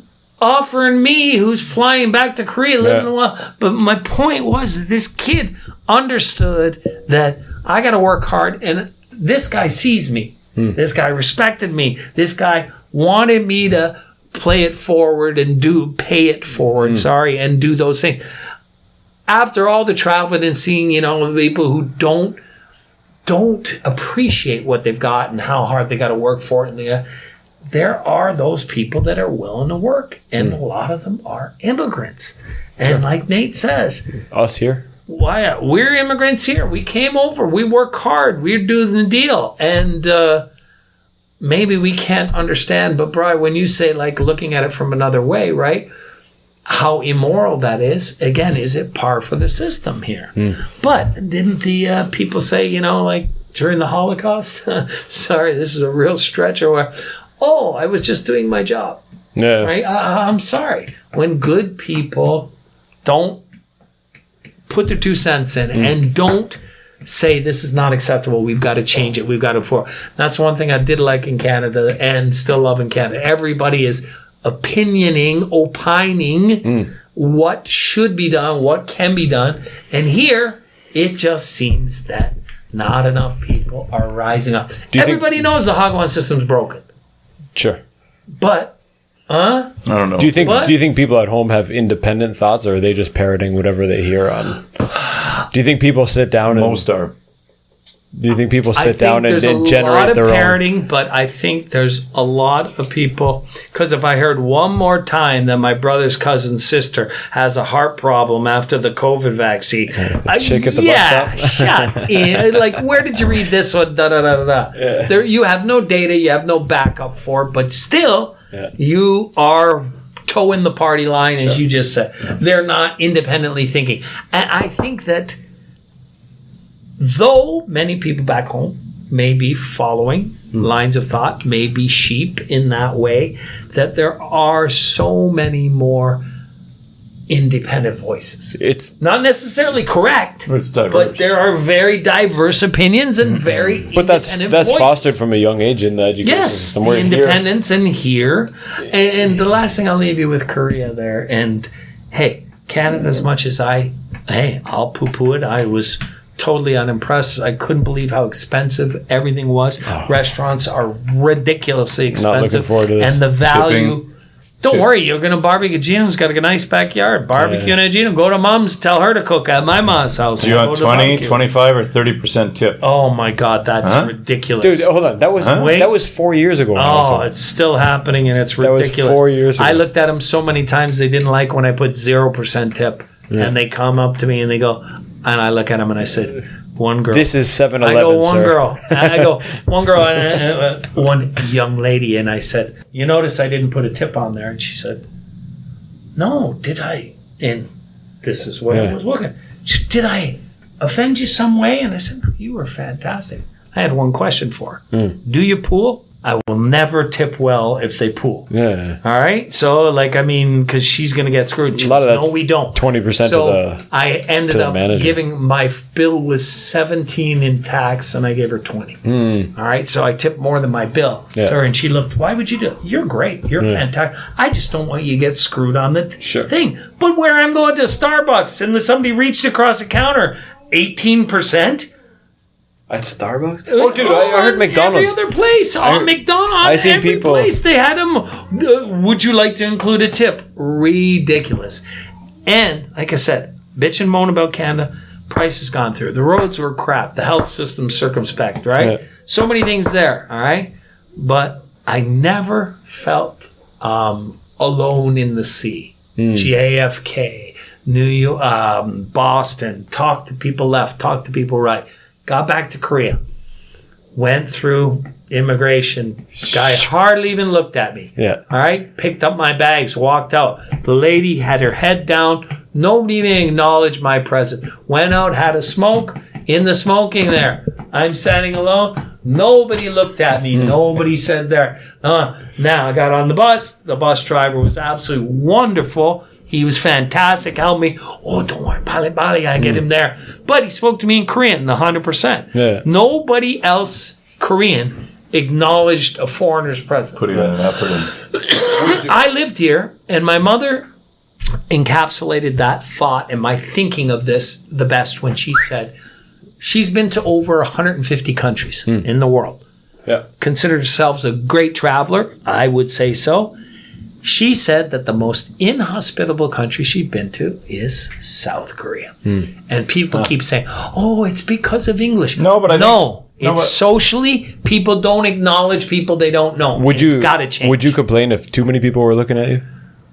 Would you Not at would all. you complain if too many people were looking? Too many people looking at me? Come on, baby, bring it on. That's why I'm here. I'm a rock star. In Canada, I'm just another fat old man. I think here, I'm a rock star. Why think wouldn't I love that? More people look at me, baby. That might be a personality thing, because I know a lot of people do complain, or you see them online like, oh, they're looking at me here or there. Yeah, but that's Wow, look at me, that's baby. their, I'm beautiful. whatever their complex is or whatever. Yeah. They think they're looking at them because of this or because of that, or they have no idea. Yeah. I like that. I just think, I do like at home when you go into a convenience store, you're like, hey, what's up, man?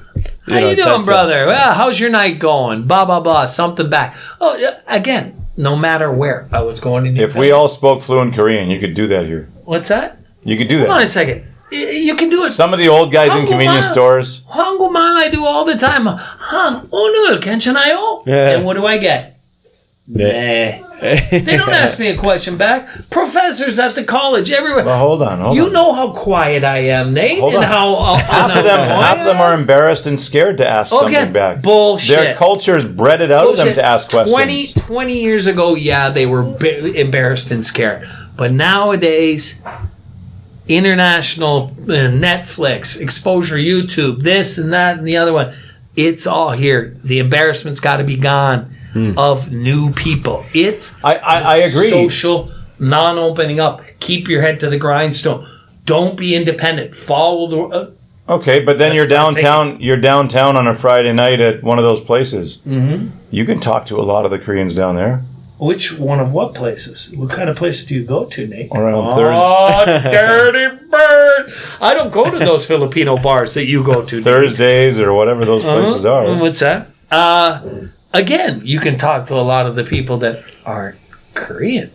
A lot of the foreign kids that are Korean. Again, I have gone to a lot of bars, and I have been there. Very few times do I find, in my experience, this is not about my opinion, but my experience, that the average Korean will, and I am, and try to be as polite as possible and say, how you doing? What's going on? And very few will interact with you. Okay, just devil's advocate here. How about at home, the confrontational people? You bump someone at Costco or something. What the fuck are you doing, buddy? You know what? I was actually quite surprised in the States, Canada. None? I was so expecting that, kind of hoping for road rage. And all that. I got that stuff so doesn't exist little here. of that. You don't get that I don't know what it confrontational is. stuff here. True, you don't get the confrontational. Everyone's just passive and everybody gets out of your way, does the deal. But I found this vacation, and again, this is just personal experience, and I went to a lot of diverse places, man. Right? Not too much of it, eh? I did not find for example, one guy bumped into me and said, "Oh, I'm very sorry." And almost like, I don't know if it's changed, but where people are so aware of offending people or being offended kind of in the way, people were wonderfully nice, right? Awesome. It was good. New York City, like I said, the kid ran up and brought my wallet back for me that I left on a bus. I don't know, maybe good karma talking to people. New York walking through, I met these great people at this open by the 9/11 Memorial. Wow, I recommend that to everyone. Fantastic, just really well done in the whole deal. But talking to this other guy, just I didn't have any, I'd say, negligible confrontational people anywhere. Awesome. And then the other thing that is could be like a smoke. Smokers talk to each other. Sure. In Canada, though, when you get my mother, she had the gets my brother to stop at the reservation on the way from Ottawa to get the cheap smokes. Nice. And I had that AJ hates again. She's like, "Oh, this is great with the cheap Indian smokes, right? You can offer them to anybody, and you're not like somebody looks at you and smoke, you know." Hey man, you want to smoke? But when you take your first drag, you're instantly offended by the horrible. The horrible taste of them. I gave a pack to that kid, and that kid said I had an extra pack going in, and I'm getting on the plane, so I'm like, here, take a pack. He takes a drag, and he goes, "Man, these are smooth." And I look at him and I'm going, "What are you smoking?" Everybody else is like cringing trying to take that. My mom don't care because she's $70 or she's 60 years in. Yeah. She'll smoke anything, right? Sure. So it's all good. Wow. Anyway, overall all good, but the future is Korea. And the future is Korea. And the other thing is, damn, it's so nice to come back and see women who look in beautiful shape. All right? In beautiful shape. I'm just going to say this, and you can put it on record. Lululemon should be outlawed in Canada. I'm just saying. I will never wear them. People who wear Lululemon, listen, I'm not body shaming in any means. Live your best life. But nobody wants to see my mangina outlined. All right? I'm not wearing, huggy T-shirts and things like that, or my fat ass, or my hairy ball, open on that, Nobody really wants to see these things. But when I see someone, shall we say, who is of plus size, and I can count every fold, every crease happening there, I'm sorry, please think about what other people have to look like. You're living your best life. Be good. But some clothes are not for some people. Yeah. All right? Jeffy ain't wearing Lululemons. You know why? Nobody want to see that. We're going to get you some that are nipple high. Like I said, you'll never see me in a mankini. Ain't going to happen, right? Nut huggers. Ain't going to happen. Grape smugglers. Ain't going to happen. Budgie smugglers. But there you go. But again, I'm just saying, what amazed me most was, then again, I don't blame. There's so many pre-made delicious food in Canada. Every store you go, they put you in the gamut, Yeah. To the left of you, Flakies. To the right, Twinkies. Yeah. And then there's 82 million chocolate bars, Twizzlers, everything. Of course, everybody's getting fat eating all that stuff, but I did notice it. You got to spend all your time at work to pay your mortgage. Yeah, you can't. There you go. No time to cook. The biggest thing that I noticed, and my mother said it best when she said, these young women, I didn't notice as much with the young men. Saw a lot more young guys in shape. I don't know if they're, metabolism. I don't know if they're working harder. I don't know if they're working out, blah, blah, blah. But my mom said, young women exposing themselves, half shirts on, wearing the Lululemons, and in terrible shape at 13, 14, 15 years of age. All right? Yeah. Okay? Now, you do notice in Korea, if you guys have noticed, younger kids, bigger. When I came here in 1997, man, even you never saw. I want to say now, I think they're getting smaller. What's that? There's some chubby kids. They're getting chubbier and chubbier here. And I think like the middle school age and stuff used to be chubbier 5 years ago. Yeah, well, I guess getting that, man, maybe, it could be also exposure. You want to look elementary at kids, videos, I think you want to look at there. But back home, man, the excess weight, it was frightening. Yeah. Like, we took that picture. Mark Brown and I, two oldest guys, we're the thinnest out of, 8, 9 friends. And my buddy Kerry, who's living in China, said, how are you two fat bastards the thinnest out there? I said, here, again, myself. You don't have 18 aisles of Twinkies and Twizzlers. There you go. And there's no gamut on every store where all they have is sour cream and onion chips. If they ever had some decent flavors, there you go. And again, it crab, would be shrimp, crushable. And something else it doesn't. If I ate one more pack of Twizzlers in Canada and another thing of ketchup chips, I was putting the Twizzlers, wrapping the ketchup chips around them, man. It was the snacks blown away by crazy. Them. It's ridiculous. But it's none of that. That's the American way, right? Yeah. Every 100%. Oreos has 20 kinds of Oreos now. Lifesavers has 40 kinds of Lifesavers. So. Everything has every flavor. But damn, do I miss vanilla Coke. Oh, you like that, eh? Oh, I love vanilla Coke. But here's the weirdest thing, Brian. We used to have Coke with vanilla. Vanilla? Yeah, there you go. Vanilla Coke right to the U.S. border, and you get to Canada. There's no vanilla Coke sold in the stores. Huh. They bring it in from the States. The Wendy's got the Coke machine where you just sit there and Fountain Pops? choose. Yeah. Fountain Pops, you chit out, and it's got a huge screen. Coke Zero, Cherry Coke Zero, Vanilla Coke, blah, blah, blah, blah. Fantastic, I'm going there. But vanilla Coke in the States, like seriously, they got Diet Vanilla Cherry Coke Zero. So, like it's got 5 titles into it. Studio Coke, mine. But this is the problem. If you say I'm vegan, great. You say I'm lactose intolerant, you say they'll make it for you. Tell them what your problem is. Jump on the wagon. You need a keto Coke, they'll make it. You need a whatever Samurai Coke, they'll make it. Whatever you need. A kilo of Coke.